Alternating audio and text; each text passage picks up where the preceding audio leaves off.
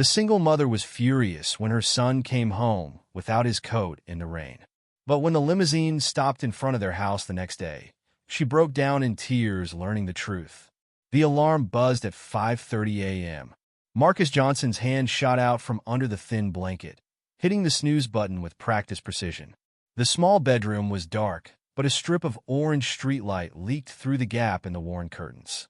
He lay there for exactly 1 minute, listening to his mother moving around in the kitchen. "Marcus, honey, time to get up." Sarah Johnson's voice carried through the thin walls of their two-bedroom apartment. "I'm up, Mom." Marcus called back, his voice still scratchy from sleep. He pushed himself up, feet touching the cold floor. The heating had been acting up again. Marcus grabbed his school uniform from the chair where he'd laid it out the night before. The white shirt was clean, but starting to yellow at the collar, and the navy blue pants had been hemmed twice as he grew. He dressed quickly, the chill in the room raising goosebumps on his arms. In the kitchen, Sarah stood at the counter, counting coins into neat piles. Her waitress uniform was pressed, but the red polyester showed signs of wear at the seams. Dark circles under her eyes betrayed her exhaustion. 20, 40, 60. She muttered, pushing another stack of quarters into line. "Need help?" Marcus asked, reaching for the pile of ones beside the coins. Sarah looked up, forcing a smile. "No, baby. Go ahead and get breakfast started. I got this." Her fingers never stopped moving, organizing their limited funds into careful categories. Rent, utilities, groceries. Marcus pulled 2 bowls from the cabinet, the ceramic clicking against the counter. The box of generic cornflakes was light. They'd need to make it last another 3 days until payday. He poured carefully, making sure to leave enough for tomorrow. "Did you finish your math homework?" Sarah asked, still counting. "Yes, ma'am. Mrs. Peterson said I got the highest score on last week's test." "That's my boy." Pride crept into Sarah's tired voice. "Smart like your daddy." The mention of his father made Marcus's hands pause over the milk carton. The familiar ache in his chest returned, but he pushed it away. 3 years had passed since James Johnson walked out, leaving nothing but empty promises and a stack of unpaid bills. "I'm nothing like him," Marcus said quietly, pouring milk over his cereal. Sarah stopped counting. She crossed the small kitchen and wrapped her arms around her son from behind. "You're right. You're better. You're still here." They ate breakfast in comfortable silence, the only sound the clink of spoons against bowls and the distant rumble of early morning traffic. Through the kitchen window, dark clouds threatened rain. Sarah glanced at Marcus's coat hanging by the door. The blue fabric was thin at the elbows, and one of the buttons hung loose. "Maybe we can get you a new coat next month. That one's seen better days." "This one's fine, Mom. It still fits and everything." Marcus stood, carrying their bowls to the sink. "You should save up for your car repair instead." Sarah sighed, gathering her things for her first shift at the diner. "The bus isn't so bad, and you need a proper coat for winter." "The coat's fine," Marcus insisted, washing their breakfast dishes. "Really?" Sarah checked her watch and grabbed her purse. "I'm working a double today. There's leftover spaghetti in the fridge for dinner. Don't forget to lock up when you leave for school." "I know, Mom. I got it." Marcus dried his hands and helped her into her worn jacket. "And Marcus," she paused at the door, "I'm proud of you. Every single day." Marcus hugged her tight, breathing in the familiar scent of coffee and discount perfume. "Love you, Mom. Love you too, baby." She kissed the top of his head, though she had to reach up now. At 13, he was already taller than her. "Be good." The door closed behind her, and Marcus listened to her footsteps hurrying down the hallway. He had 20 minutes before he needed to leave for school. Moving to his mother's room, he pulled the old cookie tin from under her bed. Inside, wrapped in a faded handkerchief, was their emergency fund, $47.35. Marcus added the $5 he'd earned helping Mr. Garcia clean his garage last weekend. $52.35, he whispered, replacing the tin. It wasn't much, but it was something. Every little bit helped. Back in the kitchen, Marcus packed his lunch, a peanut butter sandwich, an apple that was only slightly bruised, and the last granola bar from the box. His backpack was ready by the door, homework neatly organized in colored folders, a system his mother had taught him to keep track of assignments. The sky outside had darkened further, and a cold wind rattled the kitchen window.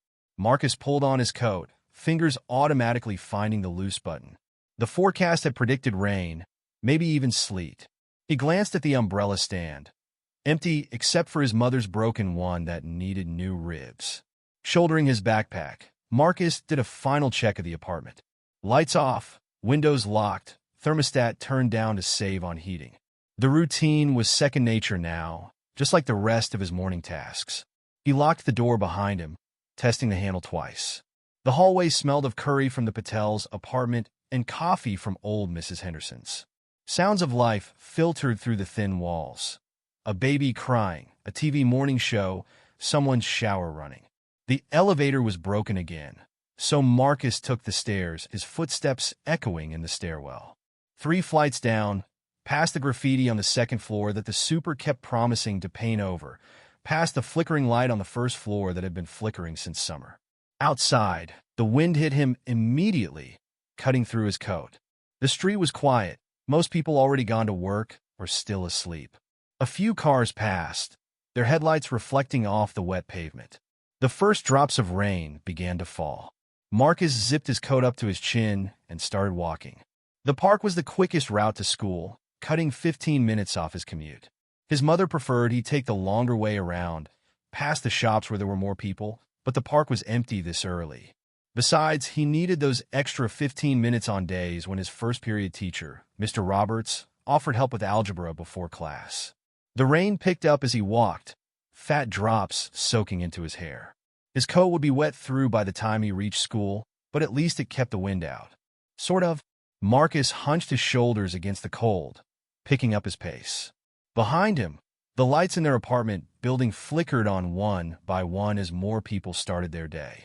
His mother would be at the diner now, brewing coffee and setting up for the breakfast rush.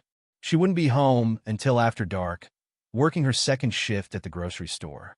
Marcus touched the loose button on his coat again, a habit he developed over the past few months.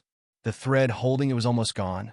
He'd have to fix it soon, or it would fall off completely. Maybe Mrs. Henderson had some blue thread he could borrow. She was always offering to help with small repairs like that. The rain was steady now, drumming against his shoulders. Ahead, the park's iron gates loomed in the gray morning light. The path through would take him past the duck pond, under the old oak trees, and out near the school. Usually, at this hour, the only people around were joggers or elderly folks feeding the ducks. Marcus took a deep breath of cold air and stepped through the gates. The familiar path stretched before him, wet leaves plastered to the concrete. Another day was beginning, just like any other. Or so he thought. The rain fell harder as Marcus walked deeper into the park. Water dripped from the oak branches overhead, adding to the steady drumbeat on his shoulders. His shoes squeaked against the wet pavement, and his socks were already damp at the toes. The park was empty except for the pigeons huddled under the gazebo. No joggers today. No duck feeders. Just the sound of rain and the occasional car passing on the street beyond the trees. That's when he saw him. An elderly man sat alone on a green bench near the pond. He wore dress pants and a thin sweater, both soaked through. No coat. No umbrella. Just sitting there in the rain, staring at nothing. Marcus slowed his pace. Something wasn't right. The man's silver hair was plastered to his head, and his hands trembled in his lap. "Sir?"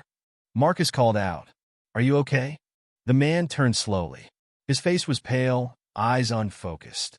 "The ducks," he said. "I need to feed the ducks before the meeting." Marcus glanced at the pond. No ducks. They'd probably taken shelter from the rain. "Sir, it's raining pretty hard.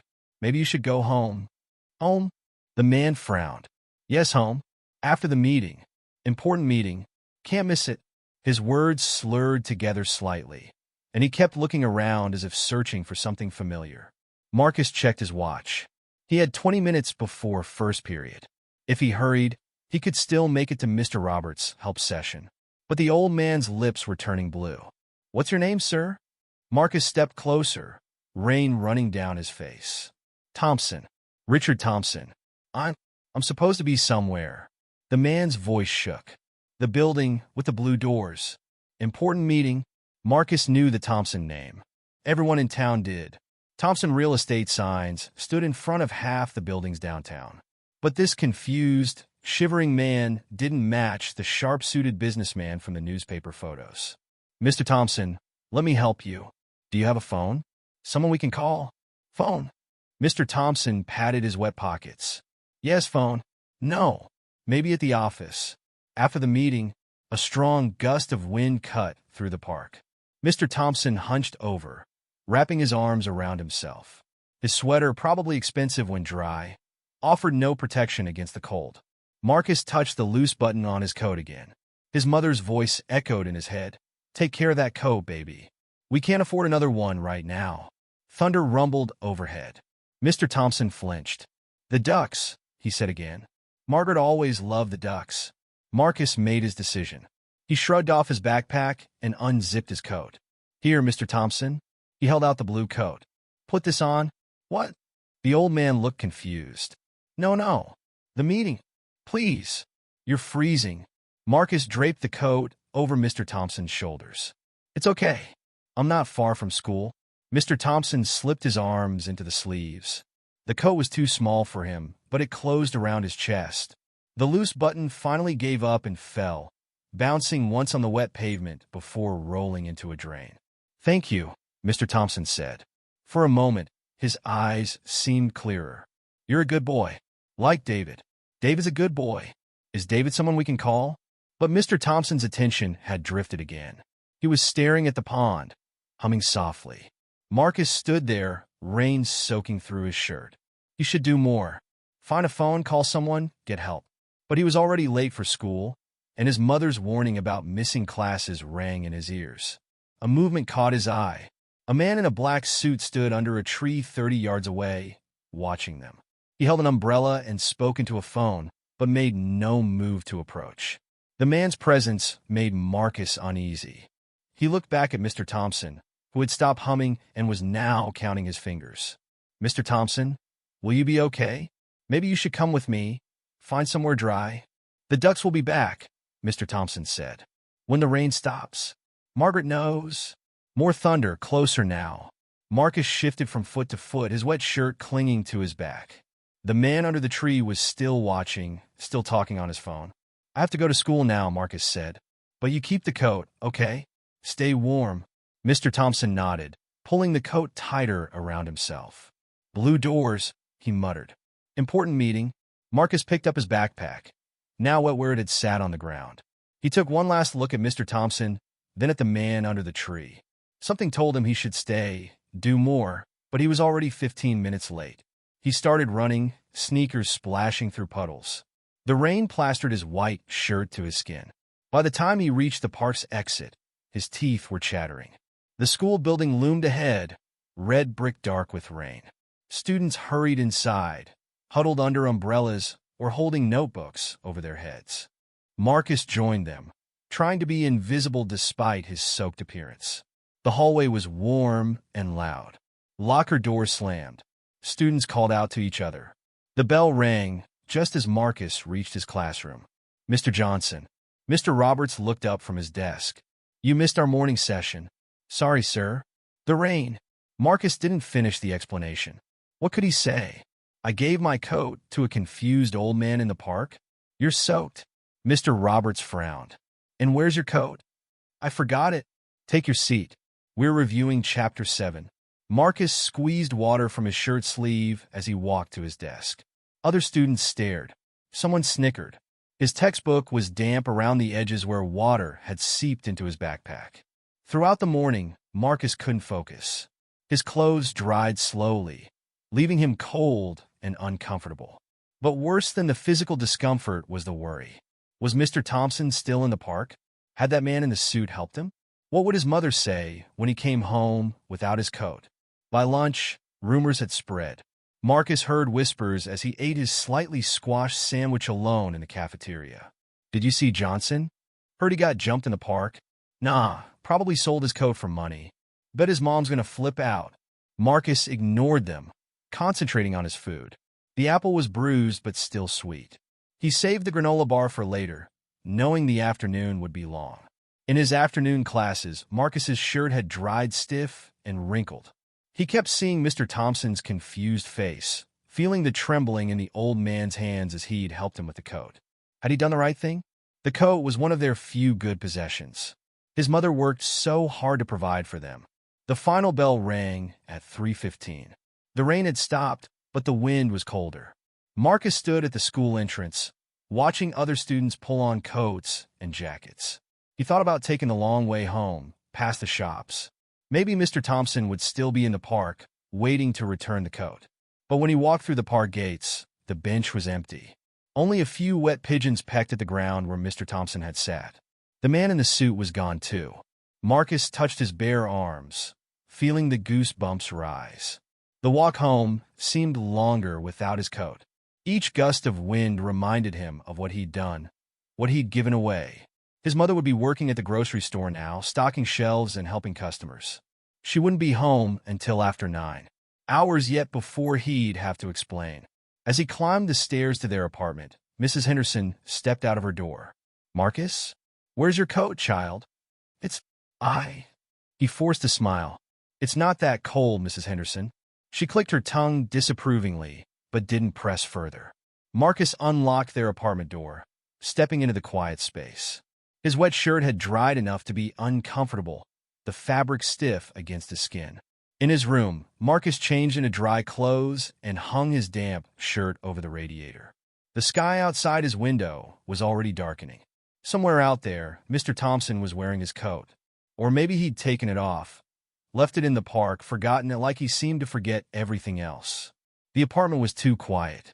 Marcus sat at the kitchen table, trying to focus on his homework, but the numbers kept blurring together. His mother would be home in 2 hours. 120 minutes to figure out what to say about the coat. Outside, rain started falling again. The kitchen window rattled with each gust of wind. Marcus pulled his sweatshirt tighter around himself. His phone buzzed. A text from his mother. Grabbing extra hour at store. Home by 10. Dinner in fridge. Love you. Marcus's stomach twisted. Another hour to wait. Another hour to rehearse explanations that all sounded hollow. "I lost it. Someone took it. I left it at school." The truth seemed impossible to explain. How do you tell your overworked mother that you gave away one of your few valuable possessions to a stranger? The leftover spaghetti was cold, but Marcus couldn't bring himself to heat it up. He ate standing at the counter, watching raindrops race down the window. His phone showed 8:45 p.m. The sound of keys in the lock came too soon. Marcus's heart jumped into his throat. "Marcus?" Sarah's voice carried down the hallway. "Baby, you still up?" "In the kitchen, Mom." She appeared in the doorway, still in her grocery store uniform. Her hair was damp from the rain, and she looked exhausted. But she smiled when she saw him. "Did you eat?" "There was spaghetti." "Yeah, I ate." Marcus couldn't meet her eyes. "How was work?" "Same as always. Mrs. Rodriguez says hi. Her grandson's in your math class, I think." Sarah hung her purse on the hook by the door. "Why is it so cold in here? Where's your coat?" The moment he'd been dreading. Marcus swallowed hard. "Mom, I need to tell you something." Sarah's smile faded. She pulled out a kitchen chair and sat down. "What happened?" "The coat. Marcus took a deep breath. "I gave it away." "You what?" Sarah's voice was quiet. Dangerous quiet. There was this old man in the park. He was sitting in the rain without a coat. He was confused, Mom. He kept talking about ducks and meetings and someone named Margaret. His lips were turning blue. "Marcus Johnson." Sarah stood up. "Are you telling me you gave your only winter coat to a stranger?" "He needed it more than me. He was freezing, and we can't afford another coat." Sarah's voice cracked. "Do you understand that? We barely make rent each month. That coat was supposed to last you all winter." "I'm sorry." Marcus's eyes burned. "But if you'd seen him, I don't care if he was the Pope himself. That coat cost me 2 weeks of tips." 2 weeks? Sarah paced the small kitchen. "What am I supposed to do now? How are you going to get to school? I can wear layers. My sweatshirt." "Your sweatshirt?" Sarah laughed, but there was no humor in it. "It's November, Marcus. Winter's coming. What were you thinking?" "I was thinking about helping someone who needed help." Marcus's voice rose to match his mother's. "Like you taught me to—" Sarah stopped pacing. "Don't you dare throw my words back at me. I taught you to be kind, yes, but I also taught you to be smart." to take care of what we have because we can't replace it easily. Mom, go to your room. Sarah pressed her fingers to her temples. Just go to your room. I can't look at you right now. Marcus stood, his chair scraping against the linoleum. At the doorway, he turned back. I'm not sorry I helped him. I'm just sorry I disappointed you. In his room, Marcus lay on his bed, listening to his mother crying in the kitchen. The sound was worse than her anger. She never cried in front of him, always trying to be strong. But the walls were thin, and he could hear her muffled sobs mixing with the sound of coins being counted again. His phone showed 11:30 p.m. when Sarah's crying finally stopped. Marcus heard her shuffle to her room, the bed springs creaking as she lay down. He waited another 30 minutes before creeping to the kitchen. The bills and coins on the table told the story. Not enough. Never enough. Marcus opened the cookie tin from under his mother's bed and added his birthday money, $40 he'd been saving for new sneakers. It wasn't much, but it might help. Back in his room, Marcus couldn't sleep. Every time he closed his eyes, he saw Mr. Thompson shivering in the rain. He saw his mother's face when she realized what he'd done. He saw the loose button falling into the drain, such a small thing, but it felt like watching their security wash away. The digital clock on his nightstand showed 2:13 a.m. when he heard his mother get up. Her footsteps were quiet, but he knew she was checking on him. The door creaked open. Marcus kept his breathing even, pretending to sleep. Sarah stood in the doorway for a long moment. Then she crossed the room and pulled his blanket up higher, tucking it around his shoulders like she used to do when he was small. "Oh, baby," she whispered. "You got too much heart sometimes. Just like your daddy used to." She kissed his forehead and left, closing the door softly behind her. Marcus opened his eyes, staring at the ceiling in the dark. He wasn't like his father. His father had walked away when things got hard. Marcus had given away his coat because staying warm while someone else froze felt wrong. The next morning, Sarah was already gone when Marcus woke up. She left a note on the kitchen table. Took early shift. Money for bus fare on counter. Don't walk through park. Love you. Mom. Marcus picked up the dollar bills, exactly enough for 2 bus rides. His mother must have counted out the coins in the middle of the night. The bus was crowded and smelled like wet wool. Marcus stood near the back, holding onto a pole as the driver navigated through puddles. Other students wore thick coats and scarves. No one spoke to him. At school, Marcus kept his head down. His teachers noticed his missing coat, but didn't comment. During lunch, he sat alone again, eating his sandwich slowly to make it last. The day dragged. By 6th period, rumors about his coat had evolved. Now students whispered that he'd sold it for drugs, or that his mother had pawned it for rent money. Marcus ignored them all. The final bell rang at 3:15. Marcus had $1 left, just enough for the bus ride home. But as he stood at the bus stop, watching people board, he couldn't make himself get on. He needed to check the park. Needed to know if giving away his coat had meant something. The walk was cold. Wind cut through his sweatshirt like it wasn't even there. Other students hurried past, eager to get home where it was warm. Marcus kept walking, his bare hands stuffed in his pockets. The park was empty again. No Mr. Thompson. No man in a suit. Even the pigeons were gone. Marcus stood by the green bench, touching its wet surface where the old man had sat. Had he imagined the whole thing? The loose button was still in the drain, glinting dully in the fading light. Marcus knelt and tried to reach it, but his fingers couldn't quite touch it. Like everything else today, it remained just out of reach. David Thompson's morning had started at 4:30 a.m. when the security system chimed. His father had figured out the door code. "Again, Dad?" David called out, running down the mansion's marble staircase in his pajamas.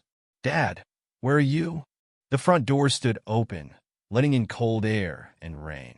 David grabbed his coat and car keys, already knowing where his father would go. The park. It was always the park. Richard Thompson had been diagnosed with Alzheimer's 3 years ago. The decline was rapid, from occasional forgetfulness to complete disorientation. Some days were better than others. Today wasn't going to be one of the good days. David drove slowly through the empty streets, scanning the sidewalks. His father had been a titan of real estate, building an empire from nothing. Now he couldn't remember his own address. "Come on, Dad." David muttered, turning onto Park Avenue. "Where are you?" The call from their security service came at 5:15 a.m. "Mr. Thompson, we've located your father. He's heading towards Central Park. I'm almost there. Keep eyes on him, but don't approach. He gets agitated with strangers." David parked near the park entrance, grabbing an umbrella from the back seat. The rain was coming down harder now. Through the gates, he could see his father's familiar silhouette moving toward the duck pond. "Margaret loves the ducks," Richard had said yesterday, during a moment of clarity. Margaret, David's mother, had been dead for 5 years. David followed at a distance, phone ready to call for help if needed. His father sat on a green bench, the same one he and Margaret had sat on every Sunday for 30 years. "Just watch him," David's therapist had advised. "Give him space when it's safe to do so. Sometimes wandering is part of their process." So David watched, heart aching, as his father sat in the rain. He should go to him, bring him home where it was warm and dry. But these moments, these walks to the park, were some of the few things that still made sense to Richard Thompson. Then the boy appeared. David tensed as the teenager approached his father. Kids could be cruel, especially to confused elderly people. He stepped forward, ready to intervene. But this boy was different. David watched in astonishment as the young man, barely a teenager, spoke gently to his father. The boy's manner was patient, kind. Even from 30 yards away, David could see the genuine concern on his face. Then something extraordinary happened. The boy took off his coat, a well-worn but clean blue jacket, and gave it to Richard. David stood frozen under his tree, phone forgotten in his hand. The boy was now soaked to the skin, his white school shirt transparent in the rain. Yet he smiled at Richard, made sure the coat was secure, and checked one last time that the old man was okay before running off toward the school. "Dad?" David finally approached the bench. "What are you doing out here?" Richard looked up, eyes cloudy with confusion. "David?" "The meeting. I have a meeting." "No meetings today, Dad. Let's go home." "That boy." Richard touched the blue coat. "Good boy. Like you, David. Always helping." "Yes, he was very kind." David helped his father stand. "Do you know who he is?" "The Dutts will be back," Richard said. "Margaret knows." In the car, Richard hummed tunelessly, fingers tracing the coat's loose threads. David made a few calls while driving. "Jerry?" "David Thompson. I need information on a student. Male, African-American, around 13. Attends a school near Central Park.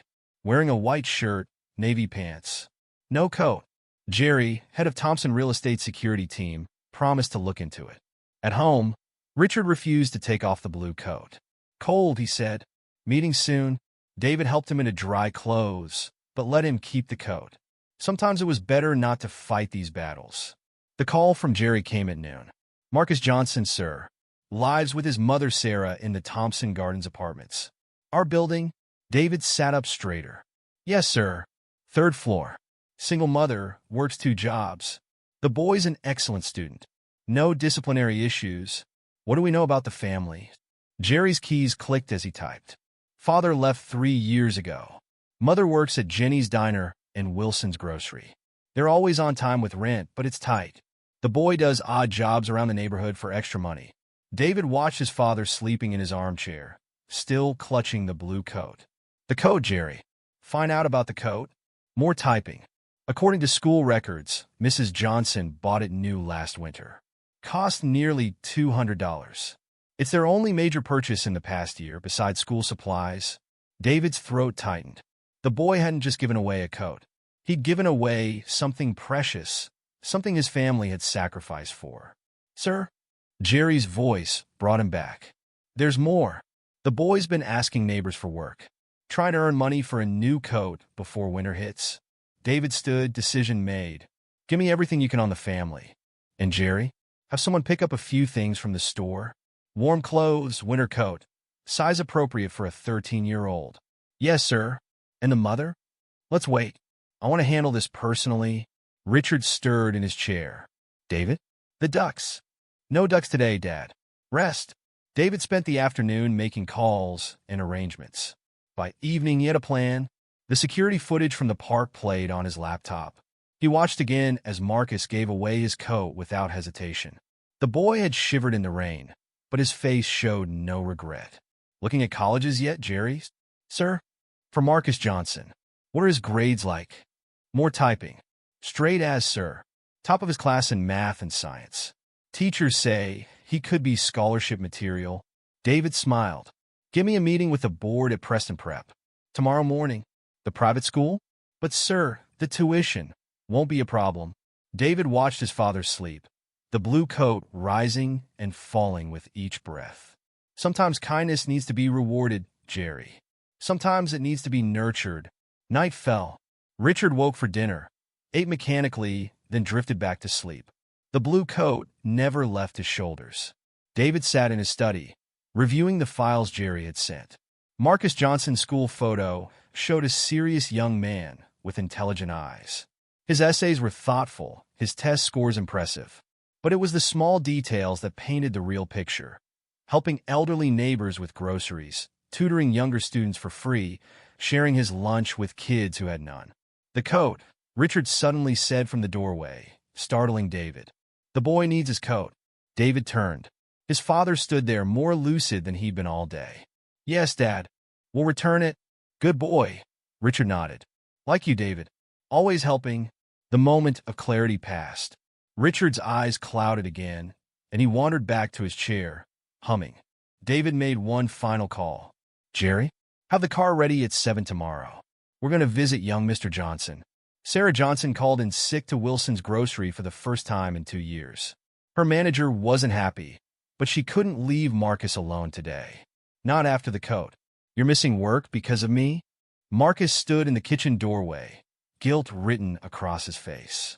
Sit down, Sarah said, pushing a bowl of oatmeal toward him. We need to talk. The oatmeal was lumpy and plain. They were out of brown sugar. Marcus stirred it without eating, waiting for the lecture to begin. Look at me, Sarah said softly. Marcus raised his eyes. I was angry last night and scared, but I need to understand what happened. Tell me everything. So Marcus told her about finding Mr. Thompson in the rain, about his confusion and the missing ducks, about the man watching from under the tree.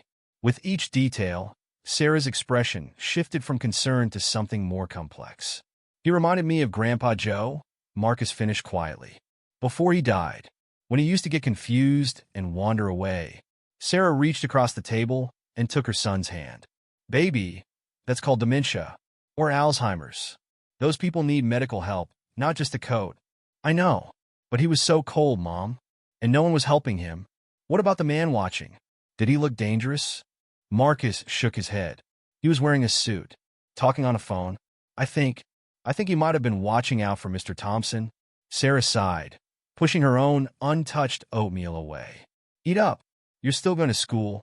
But my coat. We'll figure something out. Sarah stood and grabbed her purse. I'm going to talk to Mrs. Henderson about picking up some extra cleaning work. Maybe Mr. Garcia needs more help with his garage. Mom, no. You're already working too hard, and you're too young to worry about that. She kissed the top of his head. Finish your breakfast. I'll be back in an hour. After his mother left, Marcus washed the dishes and checked their emergency fund again. $52 wouldn't buy a new coat, not even from the thrift store. He had to find another way. At school, Marcus kept his head down and his mouth shut. The whispers followed him through the hallways. Hey, Johnson, a voice called out during lunch. Heard you're so poor you had to sell your coat. Marcus ignored them, focusing on his sandwich. One bite at a time. Make it last. His phone buzzed. A text from his mother. Got 3 houses to clean this weekend. $20 each. We'll have coat money soon. Marcus's throat tightened. His mother's hands were already raw from cleaning at home. Now she'd taken on more work because of his decision. After school, instead of going home, Marcus walked to Mr. Garcia's house. The old mechanic was always tinkering with cars in his garage. Need any help today, sir? Marcus stood in the garage doorway, trying not to shiver. Mr. Garcia looked up from under a Chevy's hood. Jesus, kid, where's your coat? I lost it. Looking to earn some money for a new one. Mr. Garcia wiped his hands on a rag. Could use help organizing these parts. $10 for an hour's work? Yes, sir. Thank you. The work was dirty but straightforward. Marcus sorted nuts and bolts by size, stacked old manuals, swept the concrete floor. His hands were black with grease when Mr. Garcia called time. Here, the mechanic pressed two $5 bills into Marcus's palm. Come back tomorrow if you want. Always need help around here. Thank you, sir. I will. The apartment was dark when Marcus got home. He washed the grease from his hands and started his homework at the kitchen table. His mother would be home late. She'd texted about picking up a shift at the diner to cover for someone. At 9:45 p.m., keys rattled in the lock. Sarah stumbled in, looking exhausted. Marcus? Why are you still up? He held out the $10. From Mr. Garcia. For the coat fund. Sarah stared at the money, then at her son's clean but grease-stained shirt. Without warning, she burst into tears. Mom? Marcus jumped up. What's wrong? You're 13, she sobbed. You should be playing with friends, not working for coat money. You shouldn't have to worry about bills or cleaning houses or, hey, no. Marcus hugged her tight. I want to help. Like you taught me. Sarah cried harder, clutching him close. I'm supposed to take care of you, not the other way around. We take care of each other, Marcus said firmly. That's what family does. They stood there in the dark kitchen, holding each other. Finally, Sarah pulled back, wiping her eyes. You need to sleep. School tomorrow. You too, Mom? You look tired. Sarah managed a weak smile. When did you get so grown up? In his room, Marcus counted the day's earnings. $10 from Mr. Garcia. His mother had made $60 from promising to clean houses. With the emergency fund, they were getting closer to coat money. His phone lit up with a text from an unknown number. Hey, Marcus, need your garden raked? $15. Mrs. Peterson next door, another text followed. Could use help organizing my basement. $25. Mr. Lee from 4B, and another. Windows need washing. $20. Henderson family. Marcus stared at his phone. These were all neighbors he knew, but they'd never asked for help before. Not all at once like this. A final text came through, this one from his mother. Neighbors heard about the coat. They want to help. Up to you if you take the work. Marcus lay back on his bed, phone clutched to his chest. The apartment walls were thin. Word had spread about his missing coat, about why he'd given it away. And now the neighbors were offering work. Real work, not charity, to help. His mother was right. He should be hanging out with friends, playing video games, doing normal kid stuff. But normal wasn't their reality. Normal left with his father 3 years ago. Marcus texted back to each neighbor, accepting their offers. He'd work after school, weekends if needed. They'd get the coat money somehow.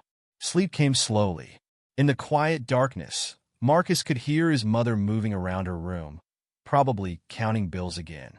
The heat kicked on with a rattle, fighting against the November chill. He didn't regret giving away the coat. Not really, but the weight of that decision pressed down on him, heavier than any coat could be.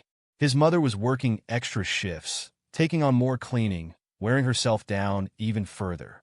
All because he couldn't walk past an old man in the rain. The next morning, Sarah was already gone when Marcus woke up. Another note waited on the kitchen table. Working early shift. Money for bus on counter. Proud of you, baby. Always. Love, Mom. Next to the bus money was a pair of thick socks. New ones still with the store tag. Marcus's throat tightened. His mother must have bought them after her late shift, spending money they couldn't spare to keep him warm. The morning was cold but clear. Marcus pulled on the new socks, shouldered his backpack, and headed out. He had yards to rake after school, windows to wash, work to do. The coat would come. Eventually. For now, he had a family to help take care of. The morning dawned gray and cold. Marcus stood at the apartment window, watching his breath fog the glass. Another day without a coat. Another day of layered sweatshirts and trying not to shiver. At least it's not raining, he muttered, grabbing his backpack. The sound stopped him at the door. A deep, rumbling engine, different from the usual morning traffic. Marcus looked out the window again and froze. A black limousine sat at the curb in front of their building. A man in a suit, the same man from the park, stood next to the car, holding something blue and familiar. Marcus's coat. Mom, he called out. Mom, come here. Sarah emerged from her room, still in her waitress uniform. What is it? I'm running late for her. She saw the limousine and grabbed Marcus's arm. Get away from the window. But Mom, that's my coat. The man has my coat. Marcus Johnson, you stay right here while I knock at their door made them both jump. Sarah approached cautiously, looking through the peephole. Her hand flew to her mouth. "Oh my God," she whispered. "That's David Thompson." The knock came again, gentle but insistent. "Should I open it?" Marcus asked. Sarah smoothed her uniform, hands shaking slightly. "Yes, yes," together. They opened the door to find David Thompson standing there, Marcus's coat folded neatly over his arm. He was younger than they expected, maybe in his early 40s, with kind eyes and silver threading through his dark hair. "Mrs. Johnson? I'm David Thompson. This belongs to your son." Sarah stepped slightly in front of Marcus. "Mr. Thompson, may I come in? There's something I'd like to discuss." Sarah hesitated, then nodded. "Of course. Please excuse the mess. I was just heading to work." "This won't take long." David entered, taking in the small but tidy apartment. "First, I want to return this." He held out the coat. "And thank you, Marcus, for helping my father." Marcus accepted the coat, fingers running over the familiar fabric. It had been cleaned and pressed, the loose button replaced with one that matched perfectly. "How is Mr. Thompson?" Marcus asked. "Was he okay?" David's expression softened. "He was, thanks to you." The coat, it meant a lot to him. He wouldn't take it off all day. Sarah touched Marcus's shoulder. "Your father, he has Alzheimer's?" "Yes. Some days are better than others." That morning, he managed to slip past our security. "He always goes to the park. It's where he used to take my mother before she passed." "I'm so sorry," Sarah said softly. "What amazed me," David continued, "was watching your son's kindness. Not many people would stop to help a confused old man in the rain. Fewer still would give up their only coat." Marcus looked at his feet. "He needed it more than me?" "That's exactly what I mean." David turned to Sarah. "Mrs. Johnson, you've raised an extraordinary young man." Sarah hugged Marcus from behind, her chin resting on his head. Yes, I have, which is why I'm here." David reached into his suit jacket and pulled out an envelope. "I'd like to offer Marcus a full scholarship to Preston Preparatory Academy." The room went silent. Marcus felt his mother's arms tighten around him. "Preston Prep?" Sarah's voice shook. "But that's the most expensive private school in town." "Where I serve on the board," David nodded. "Marcus's academic record is impressive. His test scores are among the highest in his grade. But more importantly, he has character. That's something we can't teach." Marcus stared at the envelope. Preston Prep was the kind of school he'd only seen in movies. Red brick buildings, advanced classes, actual science labs instead of worn textbooks. "Mr. Thompson," Sarah started, "we're grateful, but please," David held up a hand. "This isn't charity. It's an investment in a young man who showed exceptional kindness to a stranger. The kind of student Preston Prep needs." He placed the envelope on their kitchen table. "The scholarship covers everything: tuition, books, uniforms, including a new winter coat." Sarah sank into a kitchen chair. "I don't know what to say." "Say yes," David smiled. "Let Marcus have the education he deserves." Marcus picked up the envelope with trembling hands. Inside was an acceptance letter, course catalogs, and a student handbook with the Preston Prep crest on the cover. "There's one more thing." David reached into his pocket and pulled out another envelope. "My father would like to meet Marcus properly. When he has his good days, he remembers the boy who gave him a coat in the rain. He'd love to thank you in person." Sarah wiped tears from her cheeks. Of course he can meet Marcus. Would this Saturday work? I could send the car." Marcus barely heard the rest of the conversation. He was staring at the Preston Prep handbook, at the list of advanced classes and science programs, chemistry labs, computer programming, college preparation courses, all because he couldn't walk past an old man in the rain. "Marcus?" His mother's voice brought him back. "What do you think, baby? Would you like to try Preston Prep?" He looked at his mother, still in her waitress uniform, dark circles under her eyes from working double shifts. At David Thompson, who saw something worth investing in. At his coat, cleaned and mended, hanging by the door where it belonged. "Yes," he said quietly. "I'd like to try." David smiled. "Excellent. I'll have the admissions office contact you with the details." He checked his watch.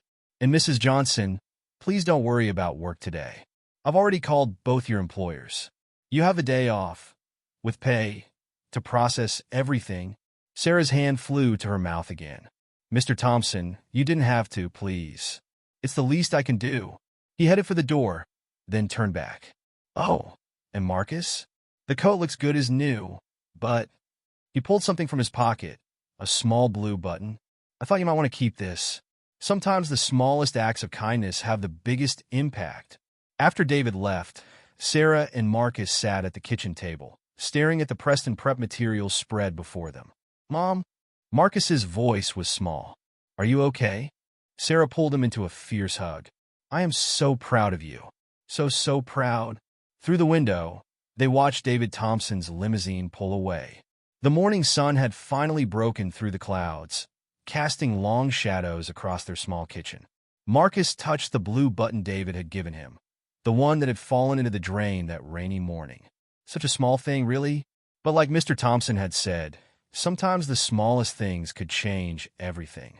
The Preston Preparatory Academy loomed before them, its red brick buildings and manicured lawns seeming to belong to another world.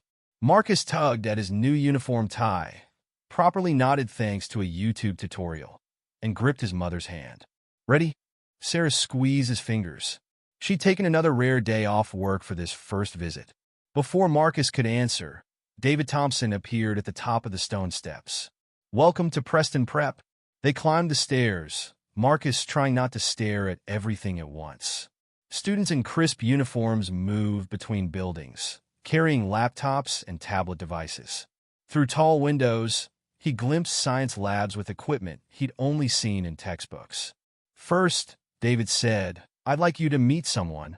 He led them to a sunny office where an elderly man sat in a leather chair, looking out the window. Marcus recognized him immediately, though he seemed different now.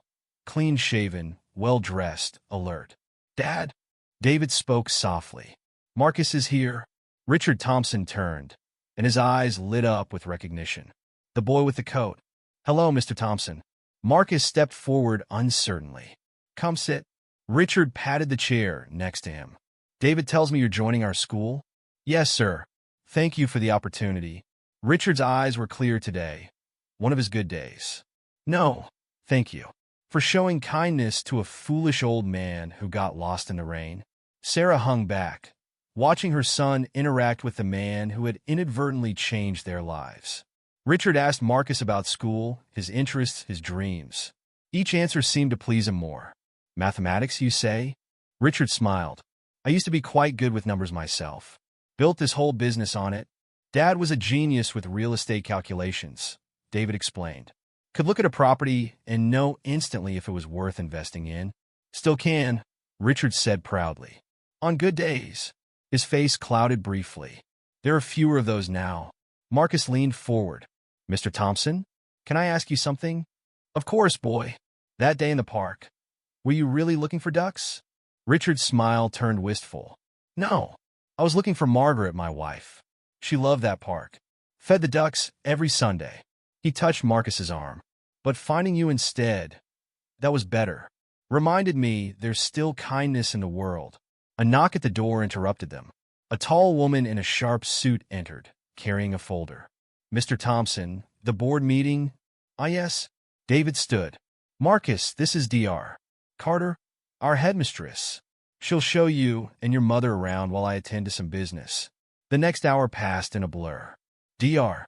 Carter led them through state-of-the-art science labs, a library that seemed endless, and classrooms equipped with technology Marcus had only dreamed about.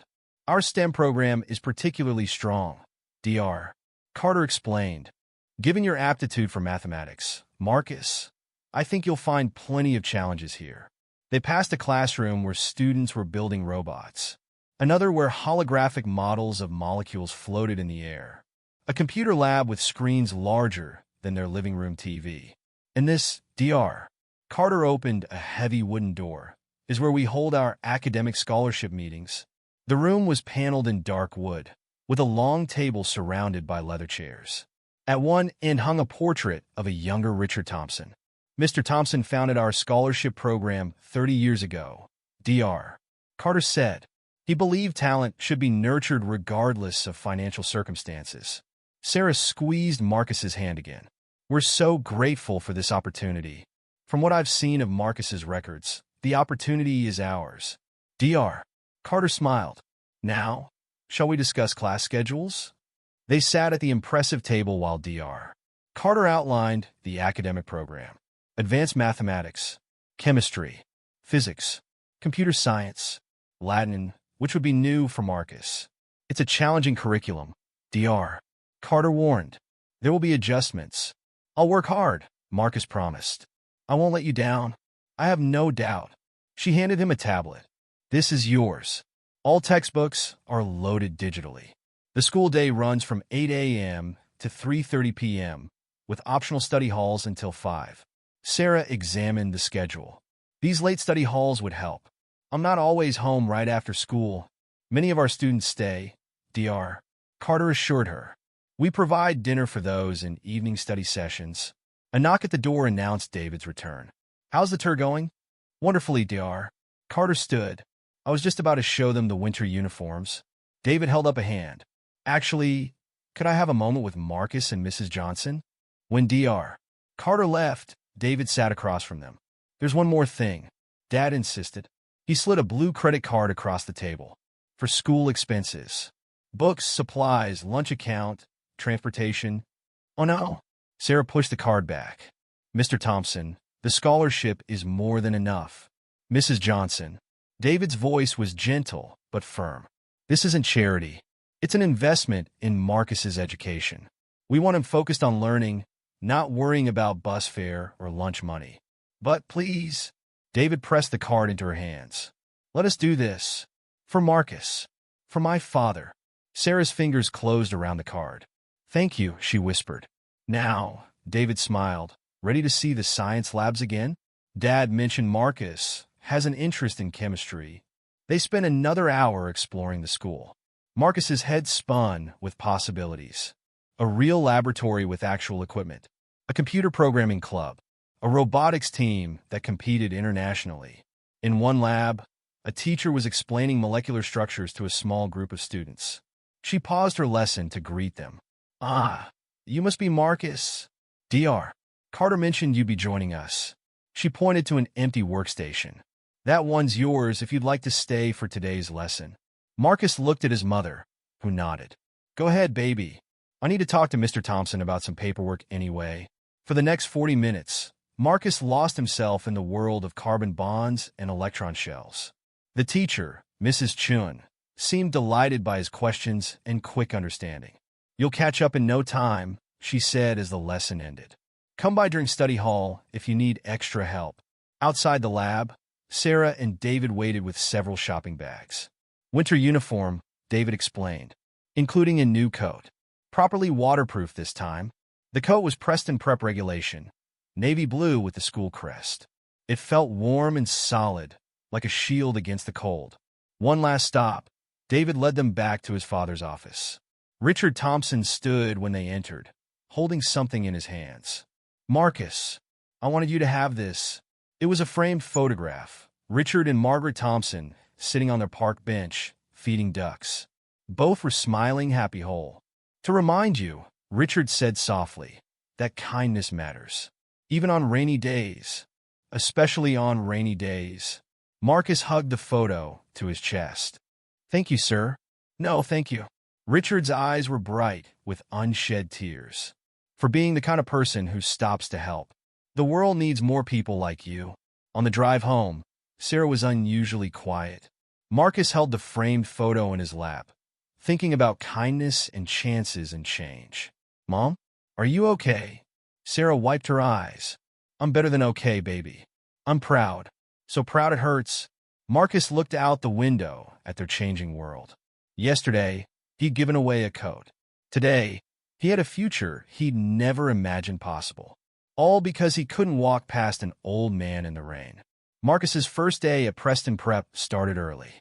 His new uniform was crisp, his shoes polished, his backpack filled with supplies he'd never dreamed of owning. The tablet Dr. Carter had given him felt like holding the future in his hands. Ready? Sarah adjusted his tie one last time. She'd taken an extra shift at the diner to be home this morning. Ready? Marcus touched the blue button in his pocket, his good luck charm now. The black car David had arranged was already waiting outside. Their neighbors watched from windows as Marcus climbed in, trying to act like being driven to school in a luxury vehicle was normal. "Have a good day, baby," Sarah called. "Make us proud." The car was quiet and warm. Marcus watched his old neighborhood fade away, replaced by tree-lined streets and grand houses. His new reality. Preston Prep looked different in the morning light. Students streamed through the gates, chattering and laughing. Some carried instrument cases or sports equipment. All wore the same pristine uniform he now shared. "Marcus, over here!" David Thompson waved from the steps. Beside him stood a tall boy about Marcus's age. "Marcus, this is James Chun, Mrs. Chin's son. He's in your grade and most of your classes. I thought he could show you around today." James grinned and held out his hand. "Welcome to Preston. Dad told me about what you did for Mr. Thompson. Pretty cool." Marcus shook his hand, surprised by the warm welcome. "Thanks. I'm a little nervous about catching up." "No worries. Mom says you're good at chemistry. Want to be lab partners?" And just like that, Marcus had his first friend at Preston Prep. The morning passed in a blur of new experiences. Classes were smaller than his old school, with teachers who encouraged questions and discussion. In chemistry, Mrs. Chun paired him with James for an experiment involving catalysts and reaction rates. "See," James said as their solution turned the exact shade of blue the worksheet predicted. "You're catching on fast." Lunch was another new experience. The cafeteria served real food, fresh salads, hot entrees, desserts that looked like they came from a restaurant. Marcus's lunch account card worked seamlessly. "Sit with us." James led him to a table where several other students were already eating. "Guys, this is Marcus. He's the one who helped Mr. Thompson." To Marcus's surprise, they all knew the story. "My dad's on the board with Mr. Thompson," a girl named Emma said. "He told us what you did. That was really kind." "Yeah," another boy added. "Most people just ignore old folks when they're confused. My grandma has dementia. It's rough." Marcus felt his face warm. "I just did what seemed right." After lunch, they had advanced mathematics. The teacher, Mr. Phillips, was explaining concepts Marcus had only read about online. "Mr. Johnson," Mr. Phillips called. "Would you like to try solving this equation?" Marcus approached the board nervously. But as he looked at the problem, the numbers fell into place. 3 minutes later, he had the solution. "Excellent work." Mr. Phillips beamed. "I see why Dr. Carter was excited about having you join us." By the end of the day, Marcus's head was spinning with new information. But a good kind of spinning, like his brain was finally being challenged to its full potential. "Staying for study hall?" James asked as they packed up. "Yeah, Mom works late, so..." "Cool. We're working on the robotics project. Want to join?" The robotics lab was like nothing Marcus had ever seen. Students hunched over circuit boards and computer screens, building machines that could move and think. "We're preparing for the state competition," James explained. "Could always use another programmer." Marcus spent the next 2 hours learning basic robotics coding. When he finally looked up, it was dark outside. "Time for dinner," James announced. They served food for study hall students. The evening meal was simple but good: pasta, salad, fresh bread. Marcus sent his mother a picture of his empty plate so she wouldn't worry. Her reply came quickly: "Eating good food and making friends. My heart is so full. Love you, baby." After dinner, the black car was waiting to take him home. Marcus sat in the quiet darkness, watching the city lights blur past. His uniform still felt stiff, his new shoes pinched slightly, but he felt different, like he was finally where he belonged. The next morning, David called to ask if Marcus would visit his father after school. "He's having a good day," David explained. "He keeps asking for the boy with the coat." So after study hall, the car took Marcus to Thompson Manor. The house was enormous, but Richard's study felt cozy with its leather chairs and walls of books. "Oh, there he is." Richard looked up from his chessboard. "Care for a game?" Marcus sat across from him, and for the next hour, they played chess while Richard told stories about building his business empire. "The secret," Richard said, moving his knight, "is seeing the potential in things. And in people." He winked at Marcus. Checkmate, by the way. These visits became a regular thing. Twice a week, Marcus would spend an hour with Richard playing chess or looking at old photographs. Sometimes Richard was sharp and present, telling detailed stories about his younger days. Other times he was confused, asking about Margaret or talking about meetings long past. But he always recognized Marcus. The boy with the coat, he'd say, smiling. Kind heart, sharp mind. Like David. At school, Marcus threw himself into learning. His teachers were impressed by his quick understanding and willingness to work hard. Mrs. Chun gave him extra chemistry problems to solve. Mr. Phillips recommended him for the mathematics competition team. The robotics club became his second home. Hours spent programming and building, learning from his teammates, contributing ideas. Their robot was taking shape, a complex machine that could solve puzzles and navigate obstacles. You're a natural, James said one evening as they debugged code. We might actually have a chance at states this year. At home, things were changing too. Sarah had been able to cut back her grocery store hours, thanks to the Thompsons' help with school expenses. She was taking online classes in medical billing, something she'd always wanted to do. Look at us, she said one night over dinner. Both in school, both learning, both growing. Their apartment felt different now. Still small, still modest, but filled with hope instead of worry. Marcus's Preston Prep uniforms hung neatly in his closet next to his old clothes. His tablet sat on his desk, full of knowledge and possibility. But he kept his old blue coat, the one he'd given away that rainy morning. It hung at the back of his closet, a reminder of where this all started. And every morning, before putting on his new uniform, he touched the blue button in his pocket and remembered. Sometimes the smallest acts of kindness had the biggest impact. Sometimes giving away a coat could change everything. 1 year had passed since the rainy morning that changed everything. Marcus stood in front of his bathroom mirror, adjusting his Preston Prep tie with practiced ease. The uniform no longer felt stiff or foreign. It was just part of who he was now. Marcus! Sarah called from the kitchen. Mr. Thompson's car is here. Today was special. 1 year since the coat. 1 year since kindness opened a door neither of them had known existed. Sarah looked different too. Her waitress uniform hung in the closet, replaced by office clothes. The medical billing certificate on their wall represented months of late-night studying, determination, and change. Ready? She smiled, touching his tie. Big day. The black car waited as always, but today it wasn't taking him to school. Today, they were heading to Thompson Manor for a celebration. Richard had insisted. 1 year, he'd said during their last chess game, his eyes clear and bright. We should mark it properly. The manor looked festive when they arrived. David greeted them at the door, ushering them into the grand living room, where Richard sat in his favorite chair. The boy with the coat. Richard's face lit up, and Mrs. Johnson, looking very professional. Sarah smoothed her new blazer self-consciously. The job at the medical center paid better than waiting tables and stocking shelves combined, giving her weekends off to spend with Marcus. Mr. Thompson, she smiled. Thank you for having us. Please, Richard gestured to the seats around him. Today is for family. The word hung in the air, warm and meaningful. Over the past year, the Thompsons had become more than benefactors. Richard was like the grandfather Marcus had lost too soon. David was a mentor, a guide, someone who believed in him before he fully believed in himself. Before we start, David said, there are some people who want to join us. The door opened, and familiar faces streamed in. James Chun and his parents. Dr. Carter. Mr. Phillips. The robotics team. Even some of the Thompson Manor staff who had gotten to know Marcus during his visits. What's all this? Marcus asked, overwhelmed. A celebration, Richard announced. Of kindness. Of change.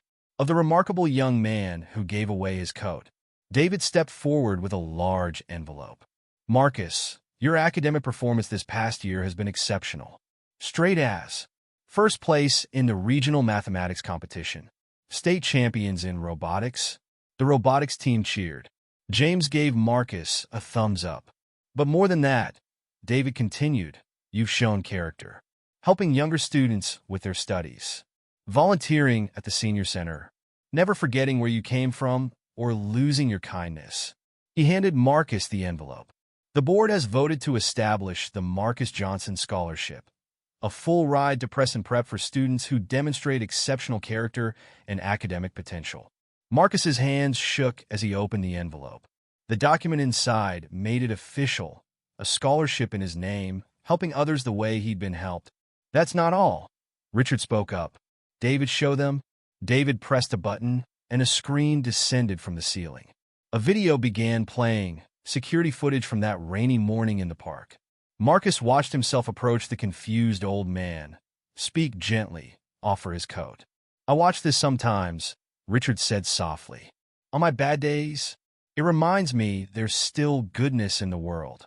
Sarah wiped tears from her cheeks. My boy, she whispered. My beautiful, kind boy. Mrs. Chin stepped forward next. Marcus's work in advanced chemistry has been remarkable. We'd like to nominate him for the National Science Foundation's Young Researchers Program. Mr. Phillips added, and the International Mathematics Olympiad team. Plus, James piped up, we're definitely going to nationals with our new robot. Marcus's navigation code is genius. One by one, people stood to share stories about Marcus, his kindness, his intelligence, his quiet determination to succeed while helping others. Finally, Richard raised his hand for silence. Marcus, come here. Marcus knelt beside the old man's chair. You know, I don't remember much these days, Richard said. The doctors say it will get worse. But I remember that morning. I remember being cold and confused and afraid. And I remember you, this young man who stopped to help when others walked by. He reached into his jacket and pulled out a small box. Open it. Inside was a blue button, the original one from Marcus's old coat, now mounted in a silver frame on a chain. To remind you, Richard said, that small acts of kindness can change lives. Not just yours and mine, but others through that scholarship. Through the example you set. Marcus's vision blurred with tears as Richard fastened the chain around his neck. I have something too, Marcus said. He went to the bag he'd brought and pulled out his old blue coat, cleaned and folded. I kept it, he explained, to remember. But I think it should be here, where it all started. Richard touched the coat with trembling fingers. We'll display it in the library, with a plaque telling the story. Sarah watched her son, taller now, more confident, but still the same kind heart that couldn't walk past someone in need. Marcus, David said, we have one more surprise. Dad. Richard straightened in his chair. We're establishing a foundation. The Thompson Johnson Foundation for Education and Compassion. And we'd like you to help run it when you're ready. After college, of course. Marcus sat heavily in a nearby chair. A foundation? To help students like you, David explained. To support elderly care programs. To build bridges between people who need help and people who can give it. Because sometimes, Richard said, all it takes is one person stopping to help. One moment of kindness. One coat given away on a rainy morning. They spent the afternoon sharing stories and memories. The robotics team demonstrated their championship-winning robot. Mrs. Chin talked about Marcus's promising future in science. Mr. Phillips detailed his mathematical achievements. But mostly, they celebrated kindness. Simple, human kindness that had rippled out to touch so many lives. Later, as the party wound down, Marcus found himself back in Richard's study for their regular chess game. You've changed this past year, Richard observed, moving his pawn. So have you, Marcus replied. Your good days seem more frequent. Richard smiled. The doctors can't explain it. But having you visit, playing chess, telling stories, it helps. Gives me anchors to hold on to. Check, Marcus said, moving his queen. Ah, well played. Richard studied the board. You know, success is like chess. It's not about one big move. It's about all the small moves that lead to something larger. Like stopping to help someone on a rainy morning? Exactly. Richard tipped over his king in surrender. Checkmate, my boy. Well done. As they left that evening, Marcus stood on the manor steps, looking at the setting sun. His mother chatted with David about her new job. The robotics team was already planning their national competition strategy. His teachers were discussing his bright future. Marcus touched the blue button hanging around his neck. Such a small thing. Just like giving away a coat had seemed like a small thing at the time. But kindness, he had learned, was never small. It grew. It spread. It changed things. One coat, one morning, one act of kindness, and everything changed.